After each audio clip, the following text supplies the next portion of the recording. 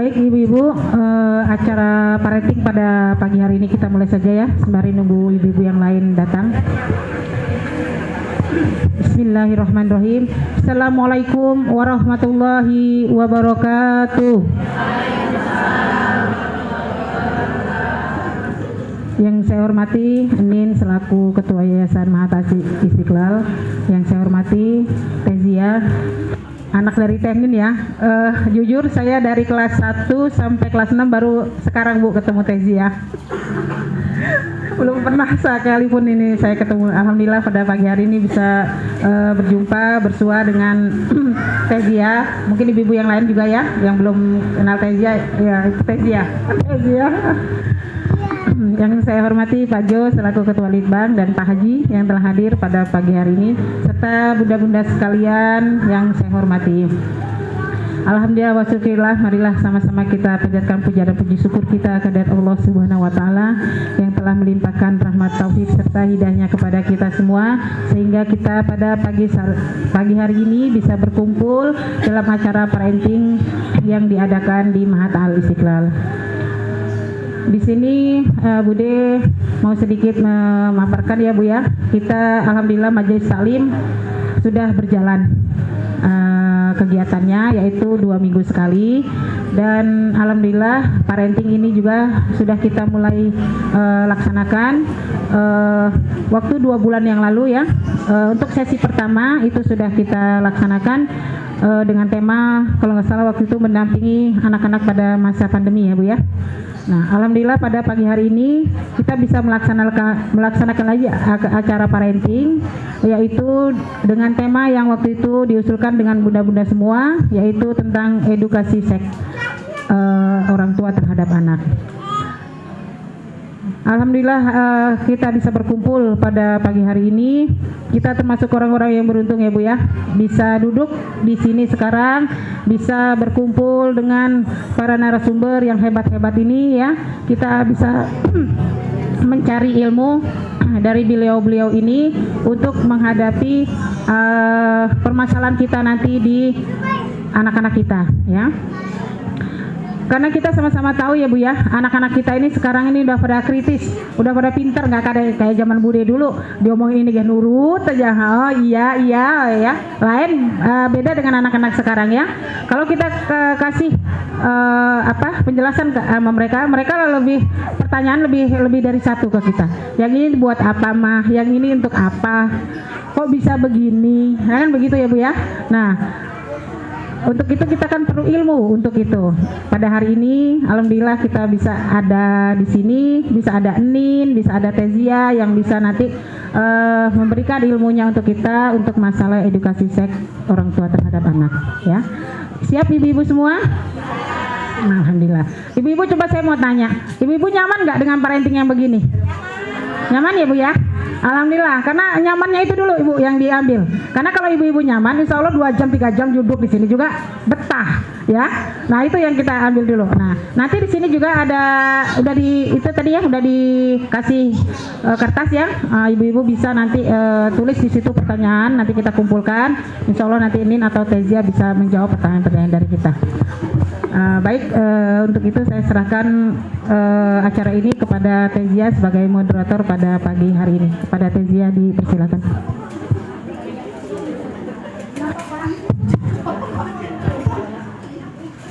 Baik. Assalamualaikum warahmatullahi wabarakatuh. Alhamdulillahirrabbilalamin. Wassalatu wassalamu ala asrofil anbiya wa ala alihi washabihi ajmain, amma ba'du. Ibu punten boleh? Syukur tentunya kita panjatkan kepada Allah Subhanahu wa taala. Salawat dan salam kita lantunkan kepada junjungan kita Nabi Muhammad sallallahu alaihi wasallam. Alhamdulillah pada pagi hari ini kita semua masih diberikan nikmat sehat untuk dapat berkumpul bersama di majelis ini, dan kita akan sharing bersama terkait sex education atau pendidikan seks bagi anak-anak. Yang terhormat Ibu Dr. Nurhatati selaku Ketua Yayasan atau yang biasa dipanggil Nin, udah familiar mungkin ya Bapak Ibu semuanya. Kemudian tentunya yang saya hormati pula Pak Jauhari selaku pembina dan Bude Puspita ya. Wah, ini alhamdulillah sudah ketemu sama beliau. Penasaran dari kemarin katanya yang mana TJ minta foto. Cuma saya nggak punya foto terbaru. Fotonya jadul semua. Nah, sebelum memulai acara, mungkin kalau yang di belakang ada yang sebelah sana bisa ke dalam ya biar enak, kasihan tuh. Border. Ya, biar enak ke depan, ke dalam. Sok, ke dalam Bu, sini mau ke dalam nggak? Oh, lagi halangan. Siap. Oke, biar nggak tegang, saya sapa dulu. Assalamualaikum warahmatullahi wabarakatuh. Selamat pagi. Ini teh kayaknya belum pada sarapan ya, lemes nih ibu. Apa jangan-jangan masih ingat cucian gosokan di rumah ini? Nah, ayo tuh ya, engkewe lah, gampang. Cucian tinggal masuk laundry, masakan tinggal, udah gampang ya. Soalnya tuh, jadi ditanya semangat aja kalau gitu, jangan semangat pagi gitu ya, biar semangat. Semangat pagi. Sekali lagi, semangat pagi. Apa kabar? Alhamdulillah, luar biasa. Allahu Akbar. Yesnya 3 kali ya. Yes. Apa kabar? Allahu Akbar. Yes. Tepuk tangan dulu dong untuk bunda-bunda hebat. Aduh, alhamdulillah ini ada bapak-bapaknya satu. Jadi jangan rebutan ya Pak Haji ya. Makasih Pak Haji nih. Jarang-jarang parenting itu bapaknya yang hadir. Oke. Baik. Oh, kakeknya. Masya Allah. Berarti bapak alhamdulillah awet muda jantannya. Ada di sangkanya ayahnya. Oke, berdiri dulu yuk biar agak-agak rileks, mau nggak? Nih saya teh pengen tahu di sini mana ibu-ibu yang jago masak, mana yang jago ngerumpi, saya tuh pengen tahu nih. Mana yang jago beres-beres, saya pengen tahu dan kawan. Gini, coba jaga jarak samping rentangkan tangannya. Kita akan tes psikotes sederhana. Oh, pengen tahu? Bisa nggak? Gini. Ya, halo. Caranya maju mundur. Ada yang maju, ada. Pas rentang tangan nggak bentrok. Maju dikit. Sangsling. Maju mundur. Sangsling. Oke. Sangsling maju mundur. Harus bisa rentangkan tangan. Ya. Siap ya? Kalau Teteh bilang are you ready? Yes, I'm ready gitu ya. Are you ready? Yes, I'm ready. Waduh, ini semangatnya kayak mau kampanye ya. Senang ya? Alhamdulillah ya. Nah, oke. Teteh itu ya mau kepo sama ibu-ibu nih. Pengen tahu dominan otaknya kanan apa? Senangnya ngelamun apa serius? Senangnya traktir apa? Rapin uang di dompet mulu. Ayo nulis aja di traktir be ya. Nah, pengen tahu. Oke, rentangkan tangan. Setelah itu ada yang bisa pegangin. Pegangin sebentar. Di sini, putar. Kali-kali ya ngerjain. Rentangkan tangan. Kemudian satukan jari-jari tangan kanan dan kiri. Hap. Oke. Lihat jempol teratasnya. Tuh, ada yang jempol yang paling atasnya tangan kiri, ada yang tangan kanan. Sekali lagi yang nyaman, relax dulu, relax. Coba kedepanin dulu tangannya. Ya, dilemas-lemas. Kesampingin lagi. Oke. 1, 2, 3. Hap. Berubah nggak posisi jempol yang lain? Coba sekarang kita ubah. 1, 2, 3. Hap. Nyaman nggak? Ya. Oke. Sekarang Teteh tanya. Mana yang jempol teratasnya kayak Teteh nih? Jempol teratasnya adalah tangan kiri. Jempol teratasnya tangan kiri.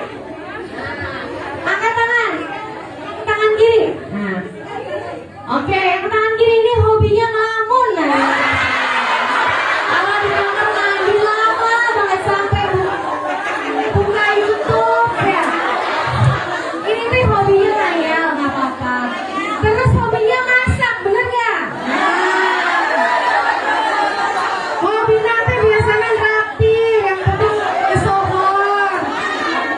tapi rada berantakan rumahnya. Soalnya hobinya masak terus ya. Nah gitu, jadi itu otak kanan, jadi kebalikan. Jadi posisi jempolnya yang di kiri, yang paling atas itu tangan kiri, berarti otak kanan. Secara ilmiah orang otak kanan itu apa? Kira-kira senang bergaul, jago berbahasa, dan jago jadi sales tuh, harus jaga, oke? Nah, suka berimajinasi, suka bersosialisasi, tapi rada jorok seetik. Nah, coba yang kebalikannya, yang jempol teratasnya tangan kanan, berarti otak kiri. Nah, ini cocok di ciri-ciri bendahara kelas nih. Ya, soalnya rapi, waktu rapi sampai susah keluar itu dari dompet. Insya Allah itu ya. Nah ini mah primpen ya, kalau bahasa rapi, teliti, detail, saking rapinya uang aja rapi terus, nggak diambil-ambil ya. Nah, rapi pokoknya rumahnya rapi gitu ya. Kemudian jago aritmatik, jago hitung, lebih sistematis dan lain-lain gitu ya. Itu supaya tahu. Nah jadi setiap manusia itu punya dominan otak kiri atau kanan.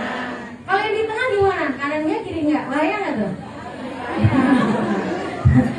Itu mah yang agak-agak error ya. Insya Allah ibu-ibu di sini mah nggak error kan? Nah, ya error dikit gak apa-apa. Namanya juga manusia ya. Kita seimbangkan otak kita supaya lebih fleksibel. Jadi ya lebih seimbang. Jadi lebih tadi misalnya bisa lebih luas. Yang otak kiri yang agak serius jadi agak rileks.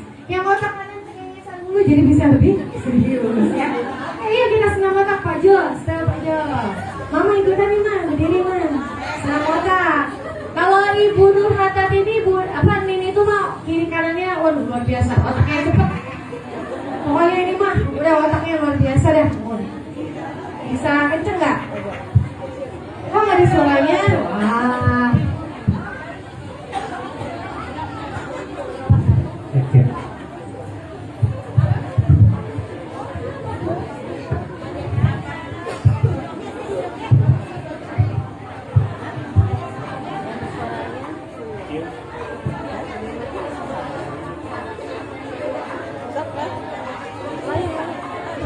Ulangi.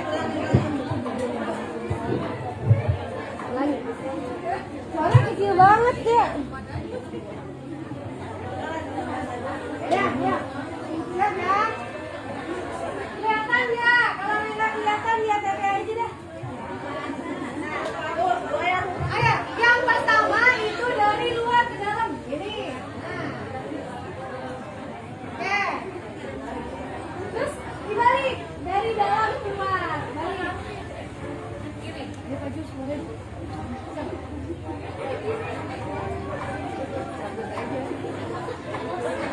Oke. Mana? Ini kedua-duanya satu dari luar, satu dari dalam.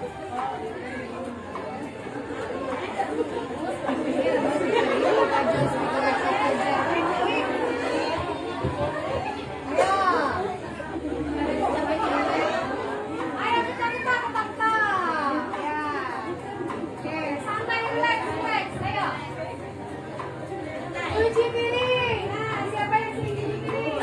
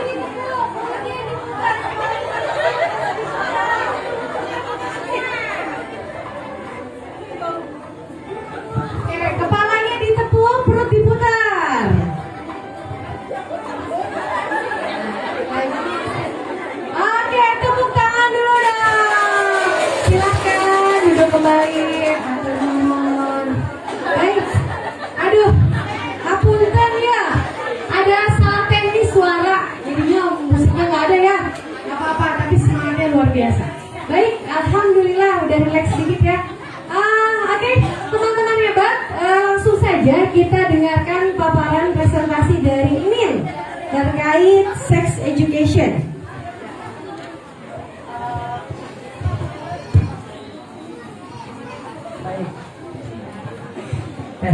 Assalamualaikum warahmatullahi wabarakatuh. Waalaikumsalam warahmatullahi wabarakatuh. Kita akan perbanyak dialog, tetapi dialog itu akan terjadi apabila kita sedikit memiliki pemahaman ya. Kalau langsung tanya jawab belum, nanti tahu-tahu yang ditanyakan yang lain-lain gitu. Nah, kita akan membicarakan tentang bagaimana kita pendidikan seks kepada anak-anak. Kita lihat di sini. Ini bicara pendidikan seks tuh kadang-kadang mundur maju ya. Kayaknya tuh rasanya pamali gitu atau tabu. Aduh itu mah jorang katanya. Waduh itu sih bisa mengakibatkan haram macam-macam. Jadi kadang-kadang bicara tentang pendidikan seks kita itu maju mundur ya. Dan itu tidak hanya di kita, di luar negeri pun demikian ya. Jadi jadi kalau kita mau bicarakan ke anak tentang itu rasanya malu gitu. Tapi sebetulnya anak-anak sekarang dengan teknologi yang informasi yang luar biasa, melihat macam-macam di YouTube atau di HP dan seterusnya, dia juga sudah mulai tanya-tanya macam-macam. Anak-anak juga bingung, saya ini gimana ya? Bingung juga kapan bagaimana mulai dibicarakan. Sampai-sampai di Finlandia, negara yang pendidikannya terbaik di dunia, dia nggak menggunakan istilah pendidikan seks karena begitu bicara pendidikan seks yang ada di bayangan di orang tua itu ngajarin tentang ono-ono begitu loh. Tahu nggak ono-ono? Iyalah. Wah gimana ya yang gitu kok diajarkan, malah nanti jangan-jangan mereka ingin ono-ono terus ini yang dimaukan. Jadi sampai diganti istilahnya tuh sampai kehotun nikas patus gitu ya, emosi tubuh. Jadi lebih diarahkan kepada tubuhnya. Nah kita lihat apa sih pendidikan seks itu ya, agar tidak salah. Kalau seks itu sebenarnya jenis kelamin. Seks itu jenis kelamin. Kan ada heteroseks, ada homoseks, ada biseks. Istilah itu kalau homo berarti sama, homoseks perempuan dengan perempuan, heteroseks perempuan dengan laki-laki, biseks ACDC dengan perempuan oke, dengan laki-laki oke. Nah, yang sekarang tengah terjadi adalah biseks atau ada transgender. Jadi seksnya, jenis kelaminnya itu diubah, yang terbanyak dari perempuan, dari laki-laki menjadi perempuan. Dan yang lebih lucu lagi, ada berapa orang laki-laki hamil, suami kok hamil, karena dia perempuan menjadi laki-laki, tapi tidak membuang rahimnya. Jadi pada saat melahirkan, istrinya yang nunggui, si suaminya yang berjenggot jambang melahirkan. Nah, udah dunia ini rusak, tuh ya. Nah, ini fenomena yang terjadi. Kita harus menyiasati ini karena seakan-akan sekarang keadaan seperti itu hal lumrah, bahkan modis. Jadi kalau ada artis yang dikagumi oleh kita ini, oleh ibu-ibu biasanya mengagumi artis, itu kan biseks. Dengan laki-laki oke, dengan perempuan oke, dianggap sebuah gaya hidup yang disebut LGBT, lesbian, apa, gay, apa lagi, ya LGBT dan transgender. Itu menjadi gaya hidup. Bahkan di Indonesia pun sudah mulai ingin disahkan pernikahan sesama jenis, karena di negara-negara barat itu sudah terjadi, dianggap seks itu adalah hak ajasi manusia. Nah itu persoalannya. Nah jadi kalau begitu apa sih pendidikan seks itu? Pendidikan itu bicara tentang perubahan yang terjadi dalam biologis. Biologis itu fisik kita, fisik. Psikologis itu adalah jiwa, perasaan kita, ya. Juga adalah bersikap sosiologis mah yang terjadi sebagai akibat dan pertumbuhan perkembangan anak. Jadi pendidikan seks ini memang tidak untuk emak-emak. Kalau yang gini bukan pendidikan seks, tapi yang mau disampaikan itu bagaimana kita melakukan pendidikan seks di rumah. Kalau ibu-ibunya udah kadung terlanjur. Ya, udah kalau salah udah salah kaprah, udahlah lewat. Paling tidak anak-anak kita jangan mengalami hal-hal yang kita tidak inginkan. Nah, jadi pendidikan seks itu adalah tidak bisa terlepas dari kepribadian, membicarakan tentang manusia yang diakibatkan oleh perbedaan jenis kelaminnya, yaitu pria dan wanita. Mengapa perlu pendidikan seks? Kita kan perlu bertanya, kenapa sih pendidikan seks itu perlu? Yang pertama adalah anak-anak sekarang ada rasa ingin tahu. Mulai tanya, Mama punya adik ya? Iya. Kalau keluar adik nanti dari mana? Saya dulu lagi kecil dibilangnya dari udel sama emak saya. Ya kan? Terus kalau lahiran kayak iya jadi kenapa waktu lahiran gak di WC? Dibohongin, dibilang dari udah, terus mama kenapa bisa punya anak? Itu gara-gara deket-deketan sama papa. Makanya jangan deket-deketan dengan bapak. Makanya nanti pak campur darah, pak campur getih. Lagi kecil saya, kata nenek saya, ulah deket-deket yang lalakinya, teteh bisi pak campur getih. Dalam pikir saya, getih pak campur kayak apa? Tapi ditanya, getih pak campur kayak apa, Nin? Karena saya dibesarkan nenek, sama dengan anak ini dibesarkan nenek. Kata nenek saya, pokoknya gitu belah. Sudah, ulah deket-deket pamali bisa campur getih. Gak dijelaskan campur getih. Tapi namanya kata Bude tadi, orang tua kita zaman dulu, ya udahlah terima aja. Tapi anak sekarang terus saja nanya, emaknya jadi kerepotan. Mundur maju salah, mundur salah, nggak jawab salah, ngejawab juga salah. Gitu kan ya itu. Nah, yang kedua, ini abad informasi di sini. Betapa anak-anak lebih tahu gara-gara gadget. Tiba-tiba muncul hal-hal yang aneh-aneh. Tiba-tiba gambar-gambar yang tidak seronok, macam-macam. Nah, kadang-kadang emaknya mungkin belum tahu apa yang terjadi, anaknya sudah tahu. Jadi ini abad informasi ini, terbukanya informasi dengan melalui teknologi, ini membuat anak-anak bisa menyerap berbagai informasi baru, termasuk informasi terkait dengan seks itu. Ya. Yang ketiga, orang tua menjadi pendidik pertama dan utama dalam kesehatan seks anak. Jadi di sekolah itu sebetulnya itu hanya yang kedua. Tetapi kenapa terjadi kelainan seks atau perilaku seks yang tidak sehat, atau anak berperilaku seks yang tidak seharusnya menurut agama, yang pertama kali disalahkan adalah kedua orang tuanya. Karena apa yang terjadi di rumah itu dengan sendirinya sebenarnya mengkondisikan anak untuk mengetahui tentang seks. Maka orang tua menjadi sebuah kewajiban untuk memberikan pendidikan seks pada anak-anaknya. Studi membuktikan di sini pendidikan seks tidak berdampak negatif. Nah, karena ada yang mengatakan kunaon pendidikan seks itu nuk itu masa kudu diajarkan kayak bisa sorangan. Karena orang membayangkan pendidikan seks itu ngajarin untuk itu. Ya bukan itu. Kan coba saya tanya, siapa yang diajarin waktu malam pertama pengantin? Ada nggak yang ngajarin? Hah? Ada nggak kursusnya? Nggak ada. Ada yang gagal? Ada yang gagal? Sukses semua, buktinya pada nyekolahin ke Istiqlal, berarti sukses. Gak usah diajarkan kalau begitu mah. Itu mah alamiah.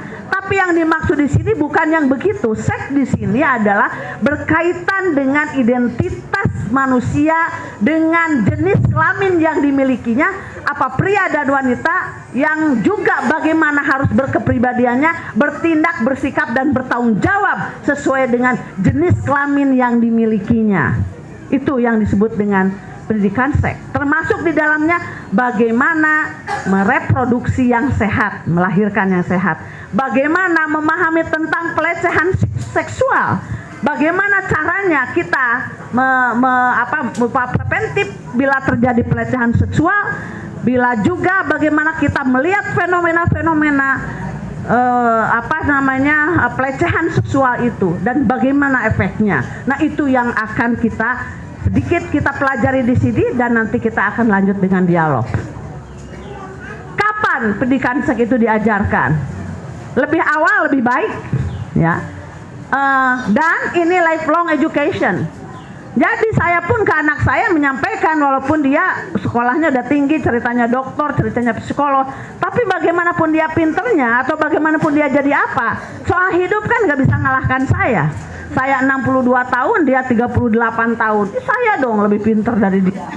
Ya, minimal pinter tentang hidup. Jadi pada saat tertentu sampai sekarang pun saya harus mendampingi dia. Lifelong education. Sebagai orang tua itu nggak ada habisnya mendidik anak. Di antaranya misalnya, kalau namanya ke suami nggak boleh begini. Kalau begini gimana? Tetap itu ada. Jadi lifelong education pendidikan seks itu tidak ada selesainya ya. Oke. Apa tujuannya pendidikan seks itu? Yang pertama itu adalah memenuhi rasa ingin tahu ya. Anak pasti rasa ingin tahunya tinggi, utama dari mulai kecil, dari mulai 5 tahun juga sudah rasa ingin tahu ya. Mama, kenapa ya? Kok kakak itunya begitu, kok itu apa, sampai bilang alat kelamin aja disebutnya titit, burung ya. Kenapa sih nggak terbuka aja? Itu kelamin pria. Kalau yang begitu namanya skortum. Ini dibilang burung kakak tua, gimana? Ya, karena dianggap tabu. Ya, dibilang burung, anak bingung. Burungnya, oh, burung. Aku kan burung terbang. Punya aku kok nggak terbang? Gimana? Ya kan? Kan kita selalu menutupi gitu. Kalau anak perempuan, itu awas itu gimana gitu. Gilirannya di rumah, anak ting belecet, tidak pakai baju. Ya, anak lakinya ngeliat, terus coba lihat punya adek kayak gimana, gitu kan? Kita bilang, nggak boleh, padahal dia rasa ingin tahu kan? Nah, kan kita bagaimana memperlakukannya, seperti apa ya? Agar anak tidak terkejut pada saat memasuki usia pubertas. Utamanya akan nampak nanti pada saat anak mulai kelas 4. Karena anak-anak sekarang pubertasnya lebih cepat dari zaman kita. Mungkin kita mah baheula kurang gizi, dadar telur aja digituin set gitu ya. Udah gitu dipotong-potong kan begitu. Kalau dapat makan ayam, kalau ada soto pas maulid, ya kan? Jadi itu bisa hidup kayak gini, nyambung juga udah untung. Anak-anak sekarang kan luar biasa. Maka hormonalnya tepat, hingga akhirnya dia cepat seksnya cepat tumbuh. Kelas 4 sudah menstruasi. Saya dulu SMP kelas 3 mungkin kurang gizi itu ya, menstruasi. Kelas 4, maka sekarang baru sadar, oh kenapa dalam Islam usia balik itu perempuan 9 tahun. 9 tahun itu kan anak kelas 3, kelas 4. Berarti kesiapan kematangan alat reproduksi bagi anak perempuan tuh di usia 9 tahun tuh bisa punya anak. Seperti itu ya. Jadi luar biasa sekarang. Nah di sini agar tidak terkejut, masa pubertas tiba-tiba menstruasi, anak gadeg-gadeg ngelaper, merasa bersalah, mau tanya sama mamanya nggak cuek, nggak pernah tahu. Padahal kalau menstruasi pertama, kalau orang zaman dulu itu harus selamatan segala macam. Itu benar orang tua dulu ya, sampai harus selamatan, harus gimana, karena dianggap itu perubahan status seksual anak. Tiba-tiba anak uring-uringan nih, contoh anak kelas 6 di sini. Tiba-tiba sekelas nangis semua, anak perempuan. Nangis tuh anak-anak. Ada apa? Nah ini belum ketemu dengan Ninnya, masih dengan Pak Jo, mau ditangani. Terus ditelisik. Ya kenapa? Anak-anak usia gitu hormonalnya tinggi, jadi dorongan emosionalnya tinggi. Pas mau menstruasi terus perasaannya GR banget. Akhirnya pada terbuka, katanya merasa tidak dihargai emak-emaknya, ya, merasa tidak dihargai emak-emaknya, karena emak-emaknya itu katanya selalu membanding-bandingkan dia dengan anak lain. Nggak boleh. Udah aku punya anaknya si Najia ini, udahlah mau pendek kurang tinggi nggak apa-apa. Dapat suami tentara punya bedil nggak apa-apa, aman paling tidak, ya kan? Sudahlah, jangan banding-bandingkan.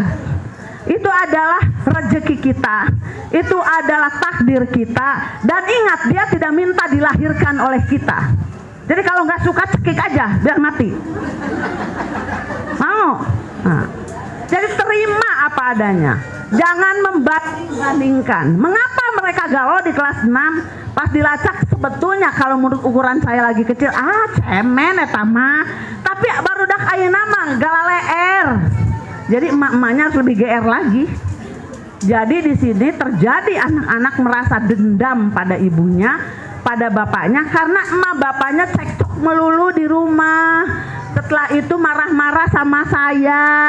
Setelah itu terus saya dibilang, kamu itu belajar segitu aja nggak bisa. Gimana? Memangnya terus didorong-dorong, dicaci maki menurut pikiran anak-anaknya. Kalau menurut kita nggak dicaci maki, niatnya bagus, tapi ternyata anak-anak menerima itu caci maki. Saya bisa tanya sama Teh Jia. Dia juga sama gitu. Mamah aku tuh paling kejam di dunia. Karena selalu menyuruh gini, selalu begitu, harus prihatin gini, harus prihatin gitu. Nggak kayak orang tua lain, saya naik kereta gelantungan, kuliah dan seterusnya. Tapi sekarang baru bilang, mah ternyata dulu begitu tuh saya udah rumah tangga jadi baru tahu. Oh itu ya mah maksudnya. Udah gede baru sadar coba. Dulu enggak, sama aja anak tuh seperti itu. Dulu sakit hati, sekarang enggak. Kalau nggak dibesarkan mama saya nggak begini ya mah ya. Jadi istri tentara, suaminya nggak ada di rumah, nyetir sendiri, mondar-mandir Bandung, Jakarta tap. Karena saya melihat mama yang tap. Jadi artinya apa di sini? Anak perempuan itu orang yang pertama kali harus dikagumi adalah ibunya. Tatkala ditanya siapakah orang yang paling dibenci, mama. Gimana itu? Itu kiamat sugro. Kubro apa sugro? Nah, ini harus jadi perhatian, harus jadi perhatian. Dan ini terjadi di MTS kemarin, ya. Udah dipanggil orang tuanya segala macam. Ya sekarang kejadian lagi kelas 6. Tapi jangan menganggap bahwa sekolah itu tidak menangani apa-apa. Justru sekolah bisa menemukan hal-hal itu. Dan ini ditangani langsung. Nanti kan Teh Jia akan ikut menangani juga. Tapi sebetulnya tidak semua harus dianggap anak-anak itu benar. Itu karena ada hormonal dia yang tinggi, jadi GR, jadi tersinggung. Nah inilah kita harus tahu bahwa anak sedang dalam perubahan pancaroba dari fase anak-anak ke remaja. Itu fase hidup yang paling sulit, yang penuh masalah adalah pada usia perubahan dari anak-anak ke remaja. Kalau kita mah dulu mungkin nggak inget ya, atau nggak inget, nggak tahu lah, pokoknya jalan terus lah gitu ya. Mencegah anak melakukan aktivitas seksual tidak benar, menanamkan moral etika, ya ini tujuannya.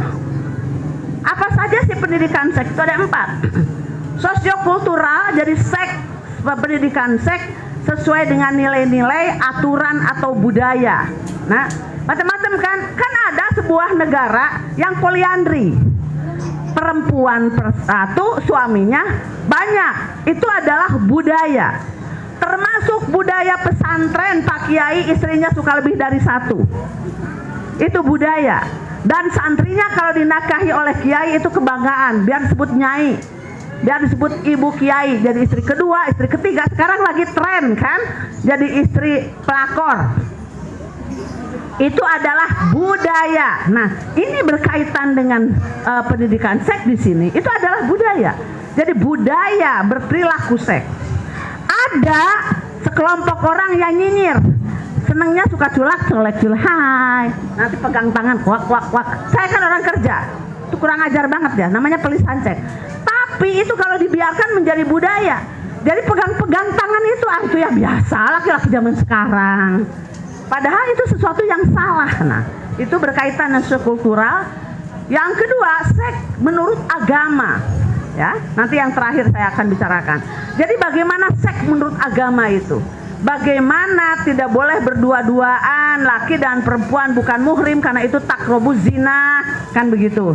Jadi benar kata nenek saya, nanti campur darah, mendekati pada tindakan zina. Bagaimana kita harus menutup aurat karena itu akan merangsang orang. Jadi kalau sekarang banyak pemerkosaan, salah satunya kesalahannya pada perempuan juga, atau ngeleg-ngeleg kelek, ngeleg-ngeleg payudara, ya bujur di ogat egot, luar biasa. Jadi laki-laki juga nggak kuat. Laki-laki juga ikut-ikutan sekarang, mulai berbedah, udahnya kemana, cukup pakai celana pendek, ibu-ibu nanti iseng, ntar dibandingin dengan suami gue gimana ya, kan rusak ya. Nah, di situ dimensi psikologis, rasa bahagia disentuh. Kok ada kalau dekat dengan orang yang dicintai, kok deg-degan ya, gemetaran ya, gitu loh. Ya, itu kan naluriah. Tapi kalau dekat dengan orang yang tidak disukai, boro-boro gemetaran, ya kan? Nah, ada naluriah. Nah, ini bagaimana secara psikologis? Kenapa berada dengan orang lain merasa hati-hati kalau punya teman perempuan, saking akrabnya suka rangkul-rangkulan, terus berasa nyaman rangkul-rangkulan dengan cewek. Hati-hati, itu bisa mengarah pada bi. Nah, diantaranya sedekat-dekatnya bergaul sesama jenis, tidak boleh saling membukakan auratnya. Mentang-mentang teman-teman dekat, bulucun udah diganti baju, ketopok di situ, tidak di kamar mandi, itu nggak boleh. Karena pada dasarnya setiap orang itu mempunyai potensi bisek, utamanya perempuan. Perempuan itu lebih menyukai tampilan sesama perempuan ketimbang laki-laki menyukai tampilan laki-laki. Buktinya apa? Perempuan itu selalu membuka foto-foto model, senang melihat gambar-gambar perempuan yang cantik-cantik dan menggunakan bikini. Itu artinya apa? Perempuan berpotensi untuk menyukai sesama perempuan itu lebih tinggi menyukai sesama laki-laki. Itu hati-hati, itu naluriah.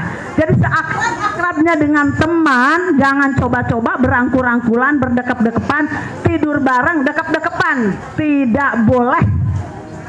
Atau saking akrabnya itu anak, saya punya anak yang soulmate-nya siapa? Amirja nikah, ngauk-ngauk dia, udah kayak pacarnya aja, katanya cinta pertama saya itu. Ya saya bilangin, awas jangan berdua-duaan terus. Berdua-duaan saking nyamannya, nanti termasuk nyaman secara psikologis akan melahirkan yang namanya incest. Incest itu adalah hubungan seks dengan satu turunan darah, satu gene. Sekarang banyak terjadi incest gara-gara adik kakak saking sayangnya, apa-apa bareng, tidur bareng, makan bareng, jalan-jalan bareng, elas-elus bareng, terjadilah incest. Itu secara psikologis. Jadi mungkinkah adik mencintai kakaknya? Sangat mungkin. Mungkinkah bapak mencintai anaknya? Sangat mungkin. Apalagi anak perempuan, hati-hati.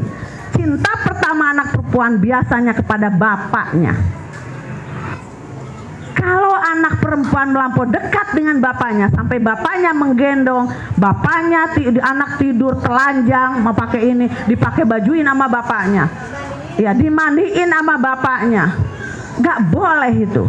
Karena nanti anak merasa nyaman dimandikan oleh laki-laki.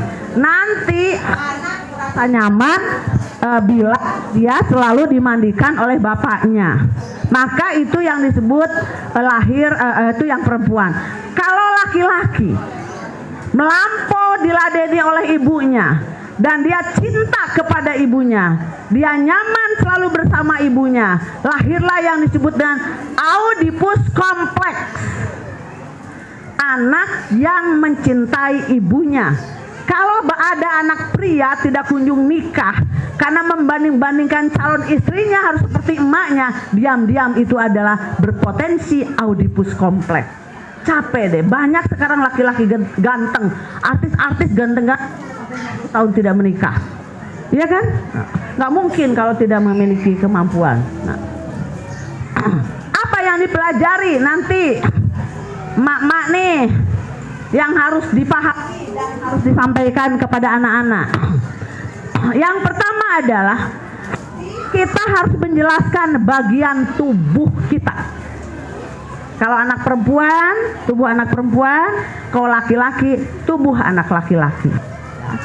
Mencintai atas tubuh yang mereka miliki. Boleh Boleh nggak adek kakak dijajarin? Boleh. Yo, kamu coba punya adek ya titit. Nah, titit tuh nggak apa-apa. Jelaskan. Ini titit untuk pipis, ya. Nah, ini kalau titit ini namanya laki-laki. Titit ini nggak boleh dipegang siapapun ya sayang. Teteh jangan pegang-pegang titit adek. Itu nggak boleh, nanti bisa adeknya sakit. Aduh, jorang pisannya, nggak jorang. Tapi kita sedang menjelaskan tentang tubuh. Nah, coba lihat, kalau teteh gimana? Anak lakinya, kayak gitu. Bagusan mana ya? Ya bagusan adek kayak burung, punya nempel. Punya adek gini-gini, punya teteh nggak bisa. Tuh. Nah, sayang, itu hebatnya laki-laki. Laki-laki itu kehebatannya punya titit. Nah, kenapa punya teteh nempel? Nah, itu kehebatannya teteh, punya yang nempel nggak bisa lari-lari, gitu. Diajak untuk mensyukuri atas tubuhnya, agar dia tidak banding-banding suatu saat bisa jadi. Karena melihat kakak adeknya yang berjenis kelamin pria itu lebih menarik, lebih cakep daripada kelamin anak perempuan, akhirnya dia iri. Kenapa saya kok jadi perempuan? Kenapa mama aku nggak punya burung? Kenapa kok ada punya burung? Kan cakep burungnya, ada kukuruk. Kenapa punya aku kayak gini nempel, kayak kerang? Nah, ini kita harus ya bahwa ya kita harus bangga, harus bersyukur terhadap tubuhnya. Area tubuh dikenalkan, utamanya terkait dengan vagina, penis, dan payudara serta rahim. Yang begini kayak burung ini namanya skrotum. Ini ada bijinya di dalam, ya. Ini kalau bijinya keluar itu bahaya. Jadi jangan dipegang-pegang gitu, itu sakit gitu ya. Nah, ini yang kesini namanya penis. Maka kita sebutnya jadi pepeng. Penis. Ini penis kalau mau pipis pasti jadi kencengok. Jadi hati-hati ya kalau kenceng ya, gitu. Nah, kalau perempuan ini namanya vagina, maka sering disebut Miss V gitu. Kenapa vagina? Kayak V gitu. Ada bolongnya, nih tempat pipis ini bolongnya. Beda ya, bolongan perempuan, kakak, teteh dengan bolongan adek. Bolongan perempuan tuh ke dalam, dan ini lihat nih, bolongan perempuan ini gampang sekali kena debu. Jadi kalau duduk jangan sembarangan ya. Jangan tidak pakai celana dalam, harus ditutupi, takut nanti kena debu, takut ada yang masuk. Contohnya seperti ini. Nah, ini vagina, payudara. Nah, ini nanti kalau sudah besar, kalau anak perempuan neneknya bisa jadi besar, kalau laki-laki enggak. Kalau laki-laki jadi besar itu bahaya. Nah, nanti kelas 3 apa kelas 4 pasti akan sedikit-sedikit tumbuh. Nah, ini nantinya untuk bisa digunakan untuk menyusui. Itulah perempuan. Jadi mingkil katanya, ya, kata ibu-ibu tuh ada mingkil. Kita harus juga tahu kapan anak harus menggunakan BH. Kapan anak menggunakan kaos dalam, kapan menggunakan mini set. Karena itu berkaitan dengan bentuk payudara. Biasanya kalau punya keturunan payudara besar, nih kayak saya, keluarga itu turunan payudara besar, maka anak-anaknya dari mulai awal itu harus dipakaikan BH yang berkawat agar tumbuhnya tidak melampau besar. Itu bisa dilakukan, ya. Jadi kita ceritakan itu tentang payudara seperti. Nah, bagian tubuh ini tidak boleh disentuh-sentuh. Kalau ada temen mau nyentuh-nyentuh, kasih tahu sama mama ya. Kalau ada yang bilang sama bu guru, bilang sama mama. Kenapa sih mah? Nggak boleh sayang, karena itu bisa jadi penyakit, gitu aja dijawabnya ya. Terus di sini bagian tubuh yang area sensitif. Jangan sekali-kali nanti kalau ada yang pegang-pegang ini ya dek ya, bilang sama mama, nggak boleh. Makanya baru sadar sekarang ya, kok harus dikerudungnya ketutup dada. Itu memang area sensitif. Kenapa kok ternyata pakai baju wanita muslim itu yang terbaik tidak pakai celana panjang dimasukkan karena belahannya kelihatan, karena itu area sensitif. Jadi bayangkan, ada kan pernah saya mahasiswa ini pakai baju ketat ya, ininya pendek, ini pakai kerudung, saya tarik aja gini celana dalam kemana-mana, buka kerudungnya. Karena apa? Aurat itu aura, daya perempuan itu dada. Kalau leher sebetulnya tidak. Kenapa Najwa Shihab tidak pakai kerudung, tapi selalu bajunya tertutup di atas? Karena dia punya keyakinan bahwa leher itu tidak punya daya tarik.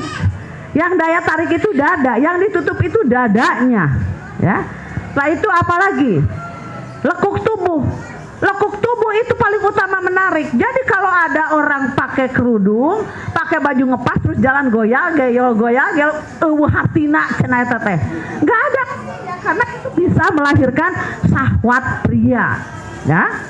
Tapi katanya kalau di kerudungnya rapi-rapi amat terus ditutup bikin penasaran jadinya.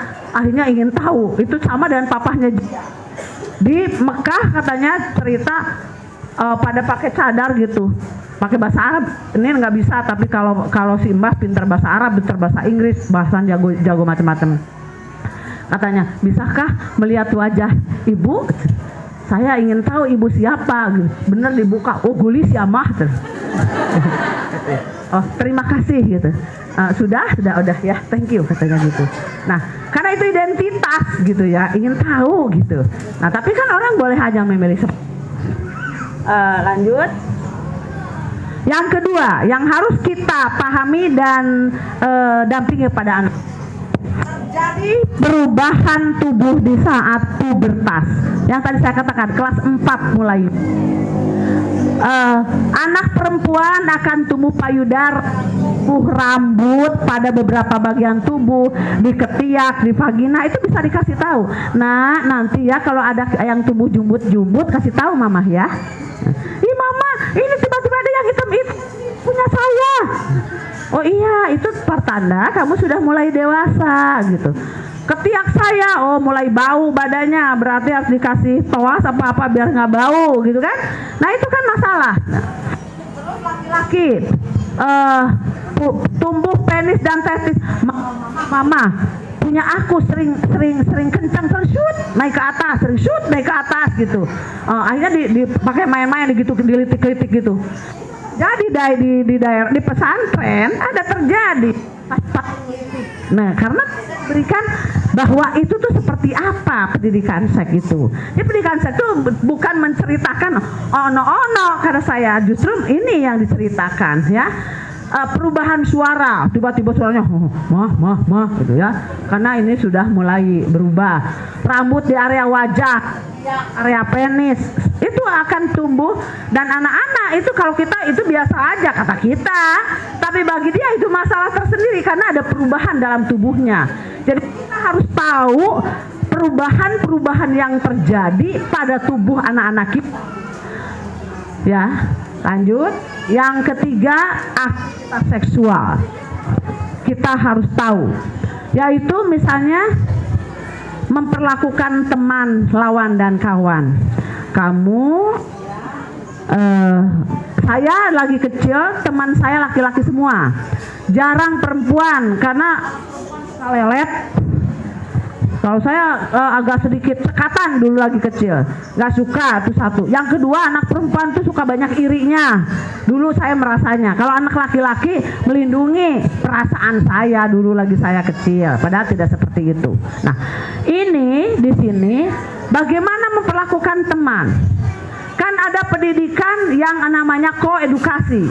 Pendidikannya itu anak laki-laki, anak perempuan. Loh di sini kok digabungkan?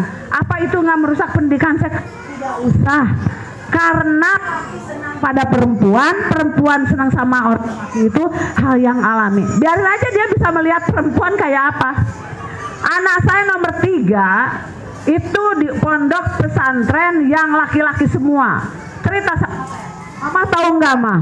Itu ibu guru saya rasanya tercantik perempuan tercantik, susah mencari lihat perempuan cantik. Anak usia remaja sedang ingin mencari perempuan cantik. Jadi akhirnya mama antar ke mall mau lihat perempuan-perempuan yang cantik-cantik gitu ya. Karena tidak pernah bertemu dengan perempuan cantik. Nggak ada satu fase perkembangan keindahan masa remaja itu anak saya itu yang nomor 3 tidak mengalami. Baru mulai punya pacar dan seterusnya setelah dia kerja. Ya, usia 22 tahun baru mulai dia. Dan itu pun minder. Dia gitu, saya pikir aduh ini ada kesalahan saya gitu ya, karena tadinya itu dia tidak berani kalau naksir cewek, karena waktu SMA-nya jarang cici cewek, nah nggak pernah dia nggak ngalami. Pulang ke rumah penuh aturan, akhirnya ada perempuan padahal ganteng anak saya itu, golongannya ganteng bukan karena anak saya, memang golongannya ganteng ya, ganteng pinter ya, iya perasaan, tapi sampai sekarang usia 27 tahun belum punya istri. Ayo gitu diantaranya malu mah. Nah ini kesalahan saya dalam mendidik ya. Sekarang mau sekolah, mau berangkat ke Inggris, sudah oke. Terus saya bilang, kamu nikah dulu. Dengan siapa? Itu kakaknya yang gencar, kenalin ini, nggak nyanggut-nyanggut. Dari mulai yang sepupu, dari mulai anak si A, si B, si Z, belum ada yang mempan. Nah ini ada kesalahan pada saat SLTA, di mana ada fase perkembangan remaja dia, keberanian untuk mengejar perempuan dia tidak alami. Tapi tidak semua anak begitu, dilalah kata orang Jawa, anak saya kebagiannya seperti itu. Contoh, jadi itu Nin punya pengalaman dan itu contoh ketidaktepatan Nin memilih sekolah, ya kan? Lanjut, jelaskan aktivitas sosial dilakukan orang dewasa. Nah mulai besar hati-hati nih ya, jadi anak itu yang namanya intercourse. Intercourse itu bertemunya penis dengan vagina masuk. Di sini ada kromosom X dan Y. X dan Y bertemu itu jadi zigot namanya. Maka jadi anak. Jadi jangan coba-coba ya ada benda-benda yang masuk ke vagina kamu. Apalagi dari apa yang dimiliki laki-laki itu akan jadi anak. Makanya anak. Dijelaskan sedikit ada gambarnya nih rahim. Udah pinter sekarang jadi orang tua. Jadi hati-hati. Gak boleh berdua-duaan. Gimana? Juga tidak boleh. Nah, saya bilang ini ada lagi. Ini cerita aja anak saya. Ada mah yang saya taksir, cewek keren. Apa dia sebagai apa? Manajer sebuah perusahaan yang hebat mah. Oke. Cantik, baik. Udah. Oke, kenakan sama mama. Mama. Tahu-tahu janda. Ya, kenapa emang nggak ada yang bukan janda?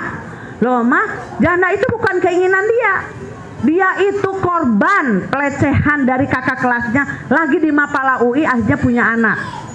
Dia itu orang baik. Mama jangan begitu sesama perempuan, perang badar saya dengan anak. Saya bilang begini, Dek, kalau kamu pacaran dengan janda itu puncak seksnya intercourse. Nanti kamu pacaran, kamu akan melakukan zina dengan perempuan itu. Karena dia akan ngerangsek ingin melakukan sesuatu. Maka hati-hati kalau punya anak nanti pacaran dengan janda atau yang sudah berumah tangga. Karena puncak seks itu meningkat. Kalau anak-anak sudah terbiasa berciuman, meningkat. Ciumannya cuma sun kening, besok bibir ketemu bibir. Bibir ketemu bibir, rangkulan, guling-guling, mulai buka-buka. Naiklah sedang memegang payudara. Dari pegang payudara, mulai nyedot-nyedot payudara. Kalau sudah payudaranya kena, pasti membuka yang di bawah. Kalau yang di bawahnya mulai kena dipegang-pegang, sekarang pegang, besok colek. Lama-lama masuk. Ini harus diceritakan kepada anak. Jadi nggak boleh ya remas-remasan tangan. Apa? Karena nanti akan meningkat dari waktu ke waktu. Maka kalau anak kita nanti sudah remaja berpacaran dengan anak perempuan, berpacaran dengan anak laki yang nakal, hati-hati. Anak kita pasti akan sampai pada titik yang dia biasa lakukan. Karena seks itu meningkat. anak-anak belum mampu mengendalikan diri. Sama laki-laki juga. Kalau laki-laki sudah pernah punya istri yang kedua, setelah diceraikan akan punya istri lagi yang ketiga, akan punya istri lagi yang ketiga, karena dia merasa oh ini tipe begini enaknya begini, tipe ini enaknya begini, tipe ini enak. Seks itu tidak ada habisnya. Itu yang akhirnya melahirkan pre-sex. Seks itu dikendalikan. Jadi kepuasan seks itu harus kita yang mengendalikan, merasa senang, merasa puas sampai di situ, dan sudah di situ titik kulminasinya. Jangan pikirannya kemana-mana. Makanya mikir, waduh, ada yang tipe begini, aduh, ada yang model begini, wah macam-macam, nggak akan ada selesainya. Ya, ini adalah itu harus dikatakan kepada anak. Sampaikan aktivitas sosial dilakukan oleh orang dewasa sudah menikah, tidak boleh dilakukan. Jadi kenapa boleh itu? Kenapa boleh menikah? Kenapa boleh bagi orang yang sudah menikah? Karena kalau sudah menikah itu ada jawab. Kalau punya anak ada yang tanggung jawab. Tapi kalau itu dilakukan pada orang yang belum menikah, mending kalau dinikahi. Kalau tidak dinikahi, kamu nanti kalau perempuan, gadis yang bukan perawan, gak ada harganya. Perempuan itu ibarat gelas kristal semahal apapun, kalau sudah retak nilainya murah. Itu harus kita sampaikan kepada anak-anak. Yang keempat, kekerasan seksual. Hati-hati. Setiap perbuatan yang merendahkan, menghina, melecehkan, menyerang tubuh, ya, melahirkan penderitaan psikis dan fisik. Nah, itu yang disebut dengan kekerasan seksual. Nah, di sini ada 3 hal. Bagaimana dia harus tahu tindakan apa yang pelecehan seksual itu, bagaimana kita harus menghindari, ya, menghadapi pelecehan seksual, bagaimana kita berhubungan, berinteraksi dan menggunakan pakaian, ya, agar tidak terjadi pelecehan seksual. Nih, misalnya kelucuan cicit, bahan omikron, keplok cendol cicit, itu sudah pelecehan. Asik, bohai, itu sudah pelecehan, ya. Atau ada orang yang memelototi tubuh kita pas kita lewat, cicit, goyangannya itu loh mantap, itu sudah pelecehan, ya. Kalau sudah anak merasa ada pelecehan, itu kita harus terbuka, hati-hati. Karena bagi orang tertentu itu akan menyakitkan dirinya. Kalau saya digitu-gituin, kalau gue kaprat misalnya, dari dulu saya berani. Tapi bagi yang ini sakit hati, nyeri hati, itu takut kalau melihat ada kerumunan laki-laki. Kan orang beda-beda. Dilalah kalau macam saya dari dulu juga tukang, kalau memang diledekin nyerang. Nah, berani. Mungkin karena orang laut dia Pangandaran, berani. Tapi ada teman saya ngedeg-deg, ngeleper terus sieun. Asal ada yang ngedekati cowok mau naksir, udah kesangan keringat. Hanya gara-gara pernah ada pelecehan seks. Hanya gara-gara aduh bohai, asik, gitu-gitu doang. Kan anak beda-beda, tidak bisa kita paksakan. Menyentuh, mengusap, meraba, memegang, menggosokkan bagian tubuh pada area pribadi seseorang. Ya, tiba-tiba. Hati-hati. Jadi anak laki apa anak perempuan sama aja. Kalau misalnya mengusap, meraba, apakah sesama perempuan itu juga bukan pelecehan seksual? Pelecehan seksual juga. Tidak hanya laki pada perempuan, perempuan pada laki. Perempuan sama perempuan dilarang saling elus-mengelus. Dilarang saling rangkul-merangkul sampai dekap-dekapan, cuma rangkulan ketemu gitu aja. Dilarang.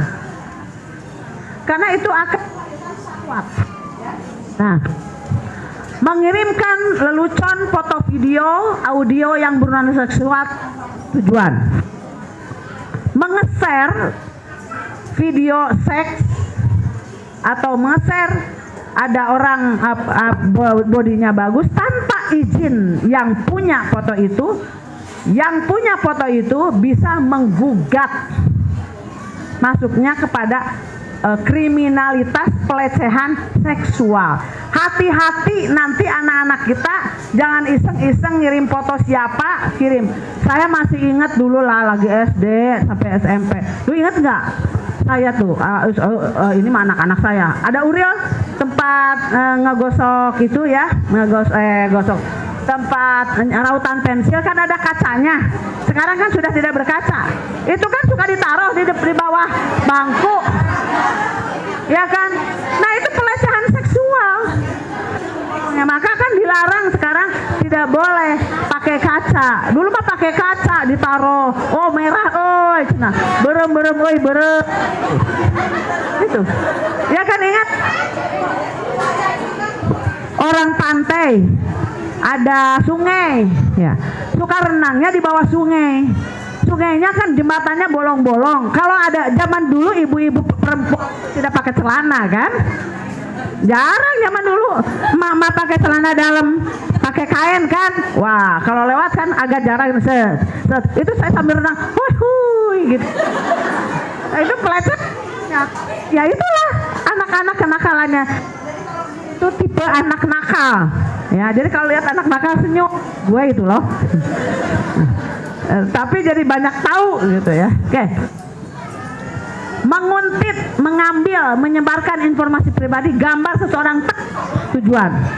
Lagi pelukan, ya. Saya nih lihat dipirak selingkuhan nih. Ada lagi pelukan dikirim. Itu akan dikenakan kalau yang bersangkutannya menganggap merasa dilecehkan. Jadi hati-hati ini tentang pelecehan. Memberikan hukuman atau perintah bernuansa seks. Nah sini, boleh sini. Saya pernah saya lagi SPG, ada bapak guru duda. Mungkin naksir ya sama saya biar bandel begini, mungkin lumayan juga lah gitu kali ya. Ya. Dasar bandel saya, kan kirim surat. Saya tempel suratnya di majalah dinding, atau kebaca semua.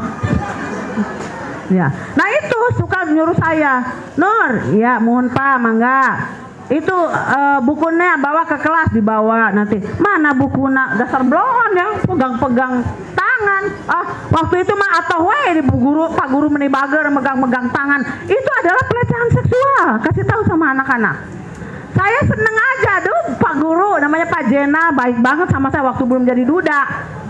Setelah jadi duda, saya kelas 3 mungkin ada niat untuk nikahi saya. Amit-amit. Ya amit-amit.com lah gitu ya. Kayak nggak ada aja yang bujangan ya. Nah itu seringkali, punten ya sambil berdiri.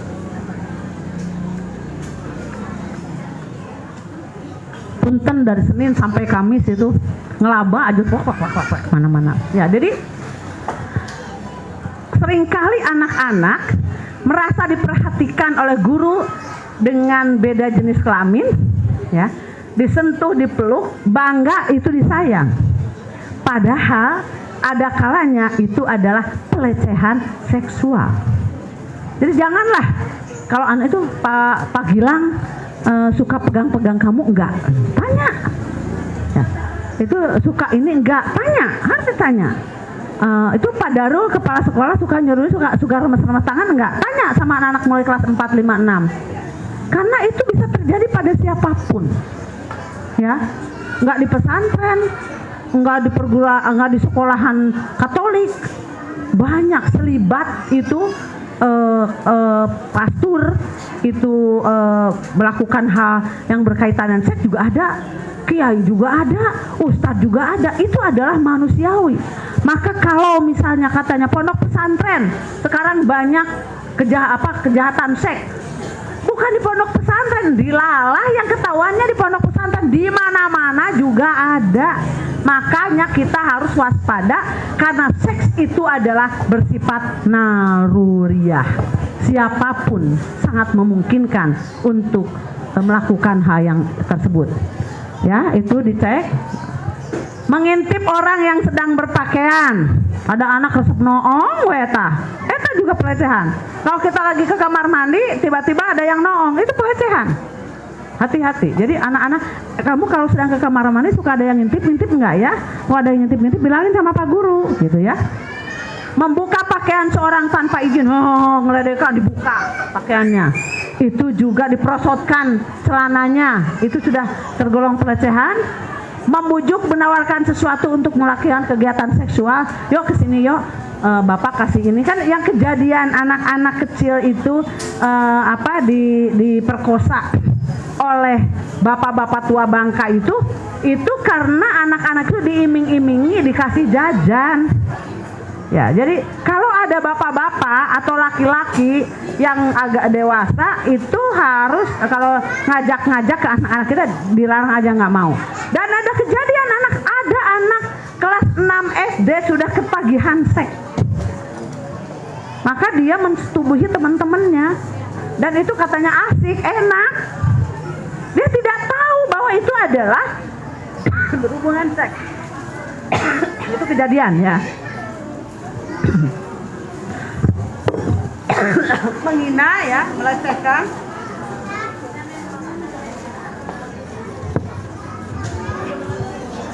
Menyerang itu sama itu seks. Nah, sekarang terakhir tipsnya gimana?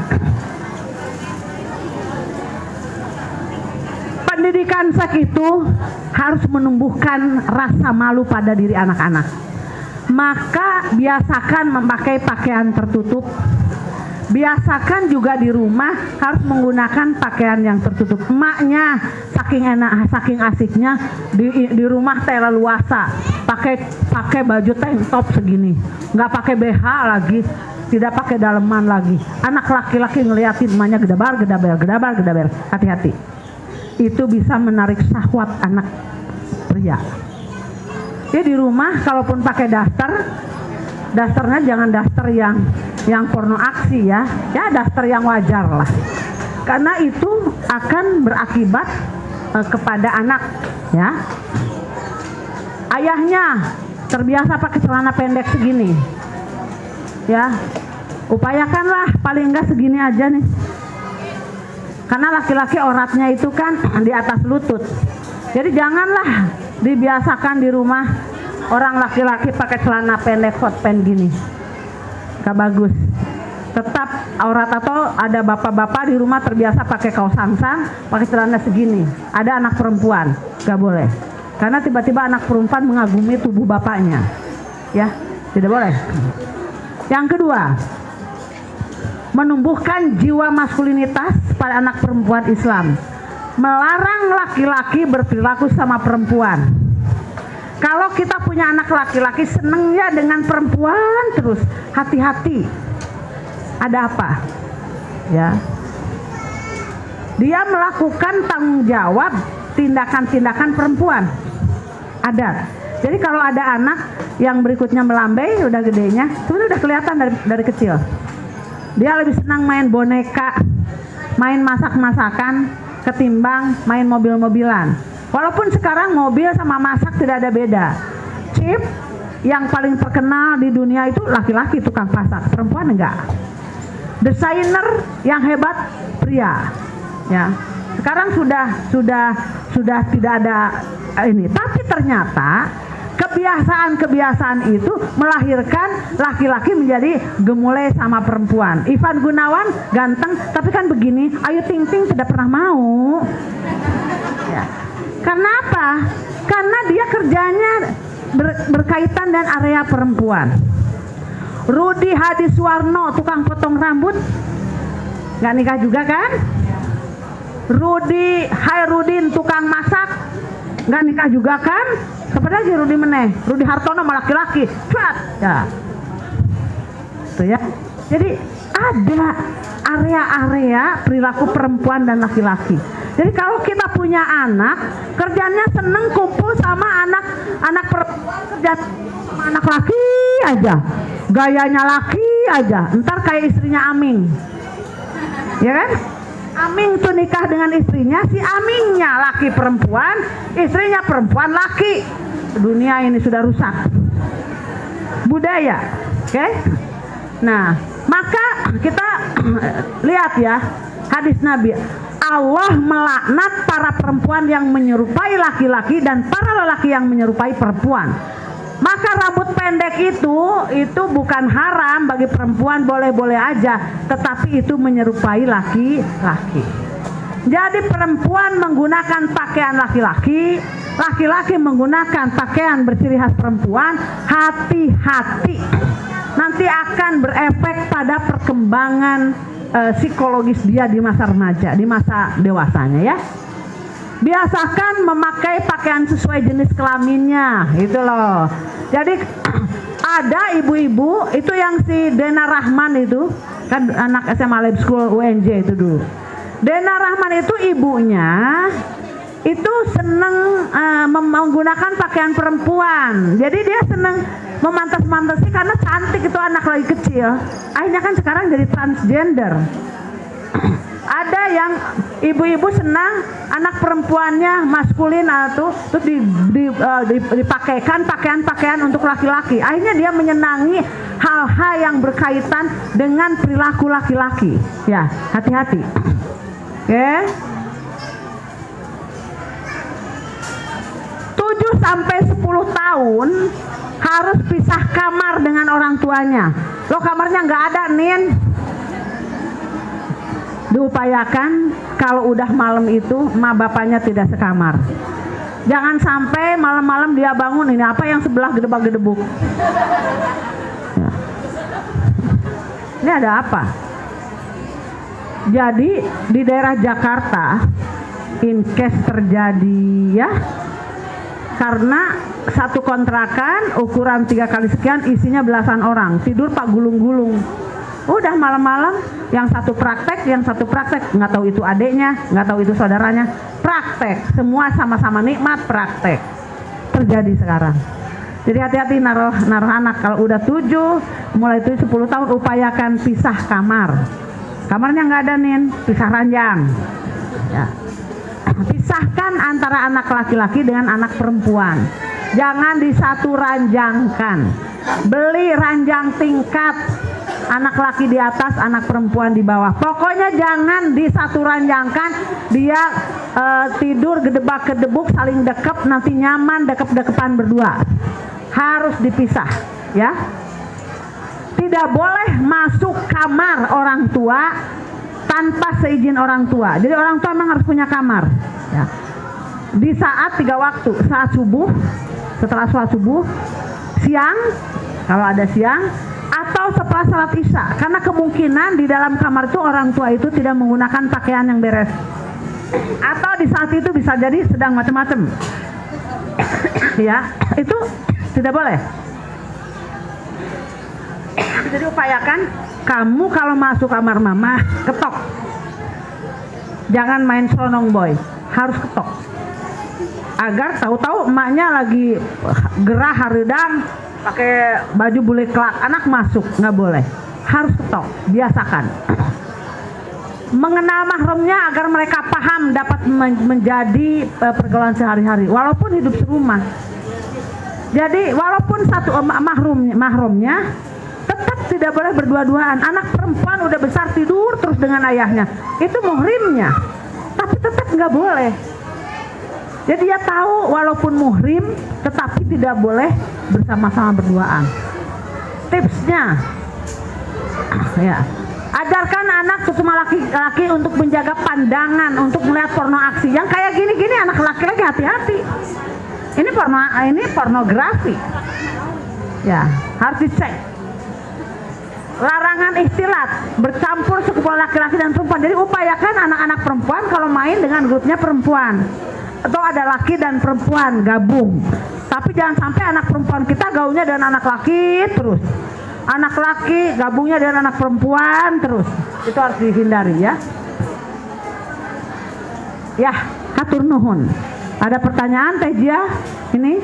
Ya. Dah. Baik, tepuk tangan dulu dong, give applause buat Min. Waduh, ngantuk gak? Enggak, alhamdulillah saya juga melek terus tadi ya. Walaupun saya biasa ngajar tapi aduh jadi peserta ini asik banget. Nah, karena kan Nin saya, Nin, mama saya gitu ya. Oke, pertanyaan Kita batasin dulu tiga penanya pertama. Oh, waduh, udah ada surat cinta. Oke. Tapi ini nggak ada namanya. Oke. Apa-apa. Yang pertama, bolehkah ibu mandi bareng sama anak laki-laki? Bagaimana mengatasi anak yang suka megang kemaluannya? Nah, mau mama apa yang jawab? Sok. Sekali-kali boleh, tapi jangan sering kali. Ya. Jadi pada saat suatu saat mandi bareng boleh. Itu kan beda punya ade sama punya mama. Dulu ade keluarnya dari sini. Ini gara-gara yang kayak punya ade masuk ke punya mama. Jadi hati-hati. Dari kecil.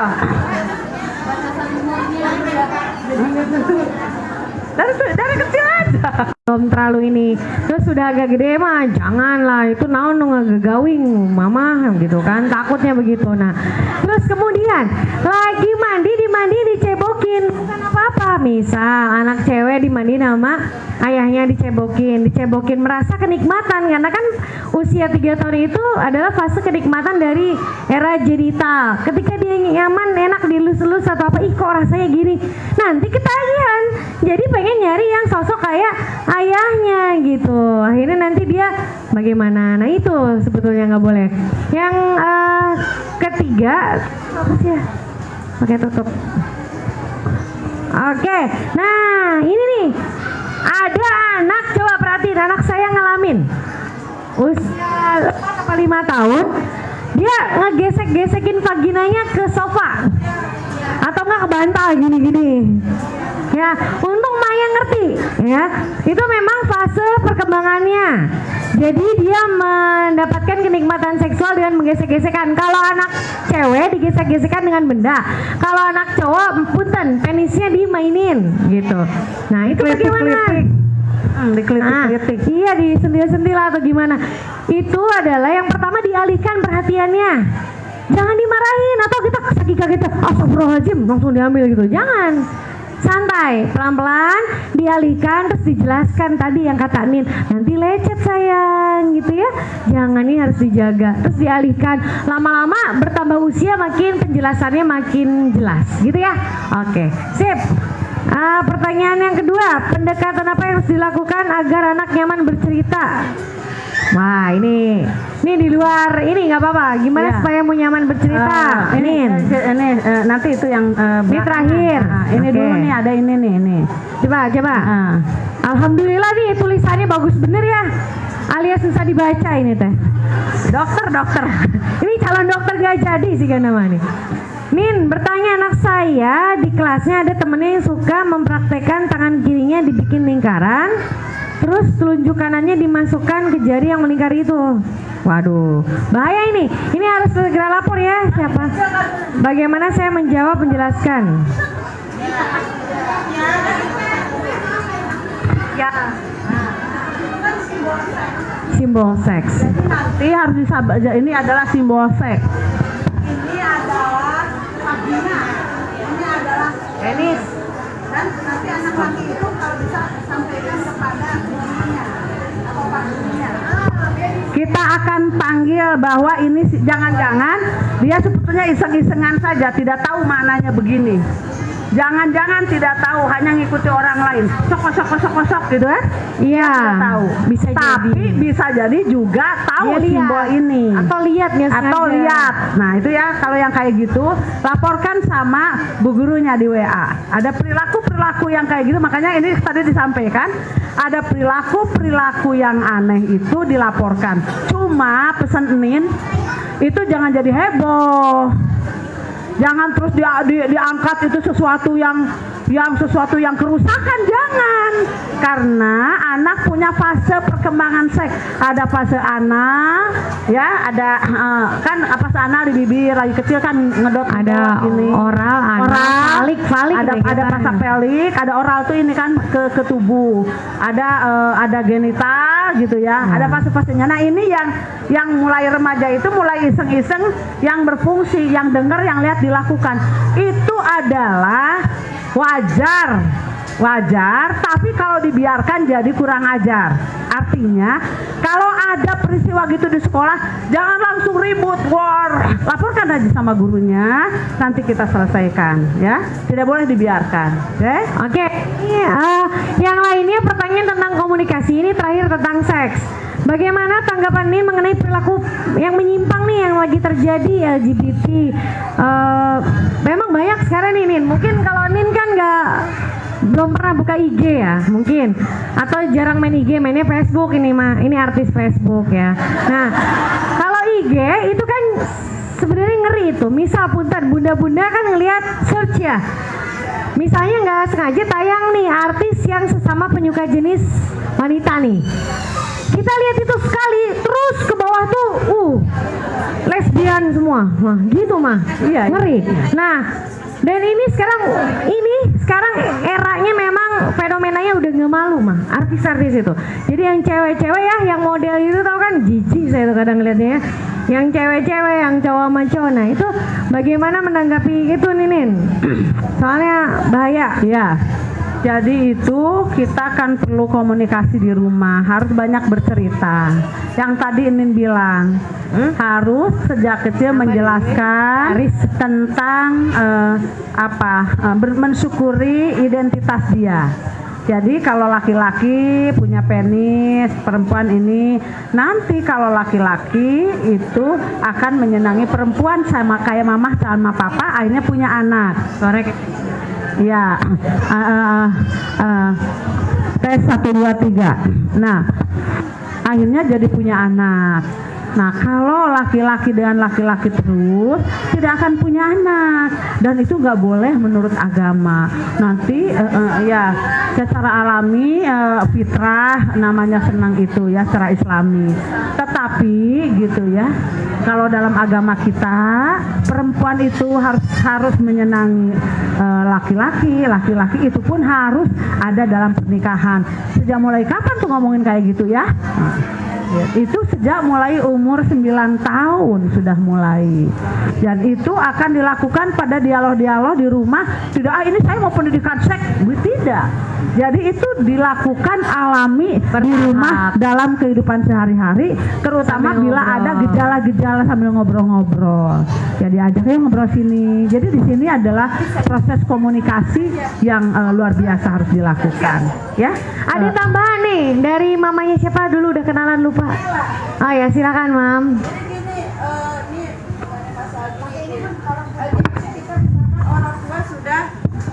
Bismillahirrahmanirrahim ya.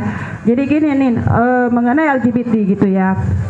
Di rumah kita sudah memberikan semua edukasi mengenai masalah seks gitu kan. Dan ternyata ini kan di lingkungan Nin, saya banyak sekali menemukan. Dan yang parahnya lagi itu sudah terjadi di anak SMP. LGBT ini itu sangat-sangat menular melalui pergaulan. Seperti itu nih. Ya. Menurut ini gimana caranya ya? Masalahnya kan LGBT itu tidak terlihat. Nah, masa iya kita anak melarang untuk bergaul, ya kan?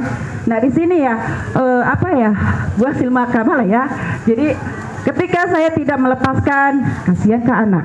Ketika saya melepaskan iya betul sekali itu. Ya. Gimana itu menurut ini? Ya, kan? Begini, dari sejak kecil tadi dikatakan sentuhan-sentuhan pada tubuh, baik itu dari laki-laki maupun wanita adalah sama, tidak diperkenankan.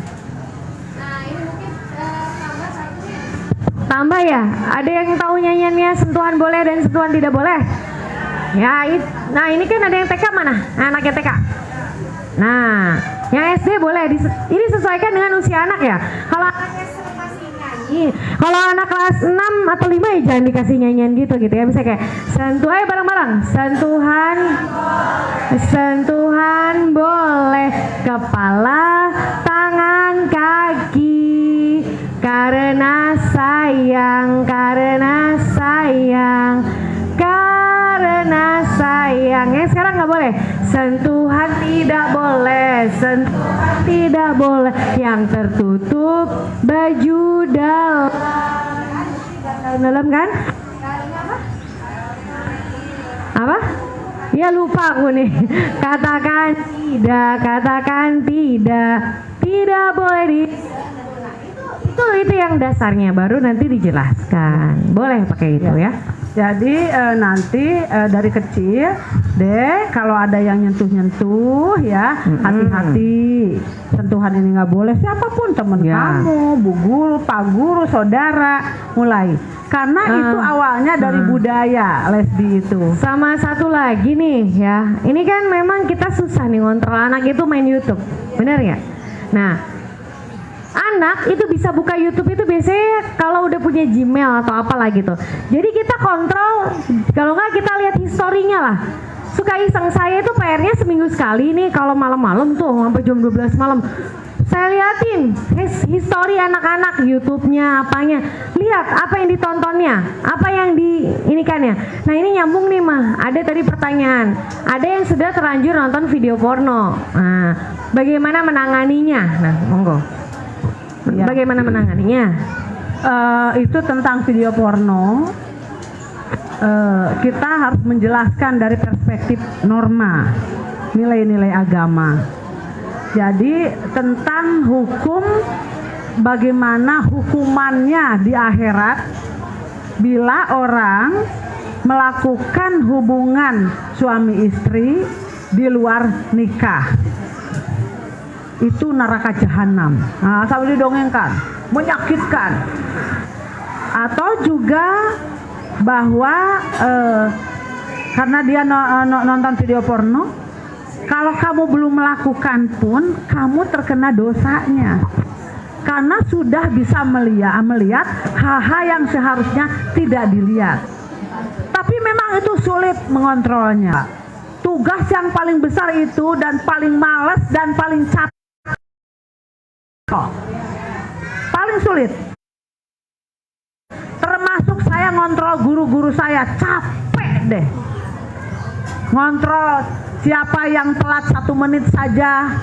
Nah, guru keagamaan mungkin kultur pondok pesantren ya, yang biasa kurang disiplin, capek katanya di sini, disfungsional. Entah anak, entah orang tua, entah perempuan atau laki yang biasa nonton video porno, ngeres pikirannya, itu memorinya, ya. Cara berpikir, kalau anak potensi berpikirnya rusak, kalau orang tua rusak cara berpikirnya, nanti menjadi Alzheimer. Penyebab Alzheimer diantaranya sekarang sudah diketahui adalah akibat hobi nonton porno. Jangan-jangan dulu Ronald Reagan kan Alzheimer, hobi nonton video porno itu. Jadi itu. Jadi rusak, kamu nanti akan jadi sakit. Sakit apa? Sakit pikiran kamu. Bisa jadi gini loh, gitu kan aja. Di antaranya kita. Nah, terus apakah kita dialihkan? Ya. Dialihkan ke energi. Jadi kalau nggak salah di sini Pak Puji itu suka ngajak bersepeda kalau hari Minggu ya. Anak-anak olahraga gitu ya. Terus mungkin menggambar, ngapalin Quran nih. Anak kelas 6 nih. Ternyata yang udah hafal juz amma itu baru 13 orang. Digencar Maret itu harus sudah hafal. Sekarang setiap hari Jumat kan digencar terus. Nah itu diantaranya tolong di rumah itu dia suruh ngapalin Quran biar jadi tidak sempat buka-buka YouTube gitu ya. Kalau di sekolah sih nggak buka YouTube. Atau mungkin makanya saya kadang-kadang nggak tega membiarkan anak-anak, biarin aja betah di sini. Ini anak MTS ini itu nggak mau pada pulang, pulangnya maghrib. Makanya saya katakan gini, udahlah untuk tahun yang akan datang, tahun ajaran yang akan datang kita pembelajarannya sampai maghrib di sini, bukan pembelajaran di kelas. Jadi setelah asar itu berada di masjid, suruh ngapalin Quran, belajar pidato, biar pulang ke rumah tuh sudah capek. Ya, dan memang doakan tahun depan setelah selesai sekolah mulai akan membangun boarding asrama untuk ini. Mudah-mudahan yang akan masuk tahun besok kebagian mondok di tahun kedua ya. Tahun besok mungkin belum bisa persis ya karena membangun kurang lebih 1 tahun. Oke. Apalagi tadi? Ini tadi ada pertanyaan tentang kondom, itu nanti bisa dijelaskan aja. Jelaskan kepada anak dengan bahasa yang sederhana. Ada anak udah head tapi masih gelendotan terus ke ayahnya, itu gimana? Iya. Nah ini anak udah Peluk-peluk gitu kan ya. Ya. Saking deketnya. nanti ayahnya dikasih tahu sudah mulai membatasi karena erotisme pada anak perempuan yang sudah head, rangsangan seksualitasnya meningkat. Jadi dia nanti akan nyaman dalam pelukan ayahnya. Kalau lagi kecil nyaman dalam pelukan ayahnya terlindungi. Kalau sudah mulai head menstruasi, nyamannya bukan nyaman terlindungi, tapi nyaman syahwat, nikmat erotis. Kasih tahu ayahnya, suruh. Kalau anak agak sulit, harus kita marah kita jangan begini jangan, tapi paling tidak ayahnya pelan-pelan dibatasi. Dan anaknya juga udahlah jangan dengan ayah aja. Ntar kamu kan punya pacar, punya suami kayak sampai curhatnya sama ayahnya terus, sama ibunya jarang, terlalu dekat dengan ayahnya katanya. gimana nih kalau kayak gini? Berarti ada Berarti kita ada? harus ini ibunya kenapa kalau bisa nggak dekat? Nah. Kenapa? Atau mungkin terlalu banyak aturan atau apa gitu?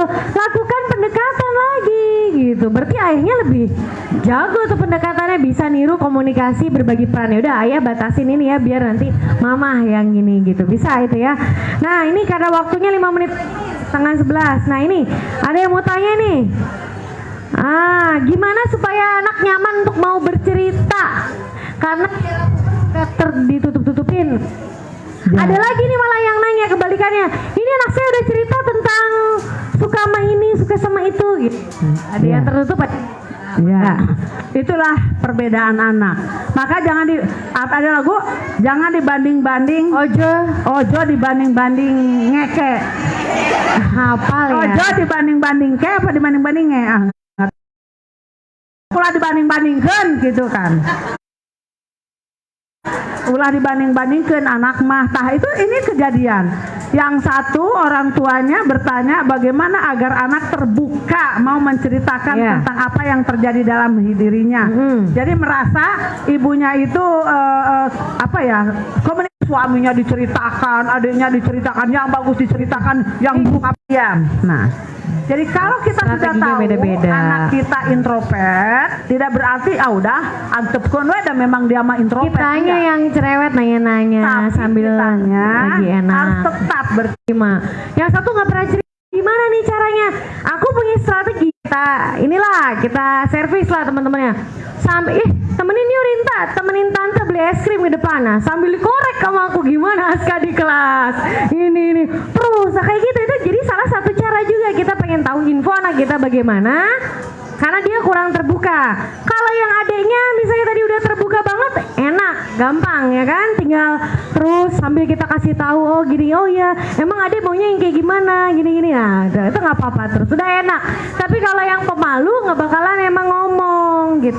Jadi kitanya pinter-pinter deketin temennya, tanya ke bu guru, ya, sama lihat aja perilakunya ada yang berubah nggak, yang biasanya gini jadi begini gitu. Nah, sekarang nih ya, anak kelas 6 nih ceritanya nih, anak kelas 6 kan anak MTS masih satu kelas. Kalau udah ada anak MTS mau turun tuh, anak pada nyisir tuh, kayak pada nyisir, kudunya pada dibetulin. Itu udah anak kelas 6 udah taksir menaksir, aduh gawat katanya. Kata gue, nih gawat anak-anak kelas 6 kenapa? Itu kalau ada kakak-kakaknya MTS mau lewat itu normal. Tidak bisa dilarang-larang, cuma kita batasi. Ya, yang gitu nanti dilarang, dipisah sekarang. Tidak boleh tatap. Nggak bisa itu naluriah. Emaknya juga lebih dari gitu kali ganjilnya dulu. Diajak ngobrol kasus ya gitu. Oke mah kayaknya udah waktunya udah setengah 11 pas, anak-anak udah pada keluar ya. Iya. Oke, insya Allah seluruh pertanyaan udah jawab ya. Apa? Ada semua Udah terangkum. Misalnya ada yang tentang komunikasi, tak 1 2 3 ini ke arah ini tambah ya.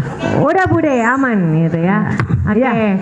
Baik, ada mau closing statement mungkin nih sebelum ditutup. Gini. Ini ada cerita aja terakhir, katanya anak yang sukses karena ibunya cerewet. Apa mananya? Artinya ibunya harus selalu mengajak dialog, harus selalu mengingatkan, tetapi jangan nyebelin. Ibu yang banyak mengingatkan, ibu yang juga, tapi jangan mengatur memasuki area pribadi mereka. Ya. Jadi harus agak canggih cara berkomunikasi. Bukakan, perbaiki komunikasi, mulai dengan kita menciptakan suasana yang nyaman di rumah, ciptakan dialog, jangan berantem di depan anak, ya itu saja. Jadi orang tua itu memang nggak ada sekolahnya, ya kan? Alhamdulillah kita bisa kumpul di sini sharing. Nin mah dulu boro-boro nyahoti mana teuing aing mangarang mah sorangan. Ya, mulungan ya. Alhamdulillah dulu punya anak sekolah nggak ada tuh peranting-perantingan kayak begini. Itulah salah satunya Nin kenapa ingin membuka parenting, karena merasa Nin juga banyak masalah tatkala anak-anaknya sedang sekolah bingung nanya ke siapa. Tanya ke orang tua, zamannya sudah berbeda. Saya kira itu, dan nanti tentang parenting ini misalnya kalau Nin nggak bisa ya sekarang memoderator yang akan datang Teh Jia. Karena seumur-umuran ya, tuaan dia, anaknya udah SMP. Jadi dia pengalamannya relatif hampir sama ya. Masih ini mah masih 16 tahun saya mah. Oh iya. Kali 2 sih. 16 kali 2, 38, 14 kali 2 ngaku 16 tahun. 16 tahun kali 2. Tambah 2. Terima kasih. Oke. Jadilah. Ada yang angkat tangan gimana Bunda? Satu aja. Ya udahlah biar nggak penasaran misi. Satu cepat, sikat, jelas, padat. Mangga.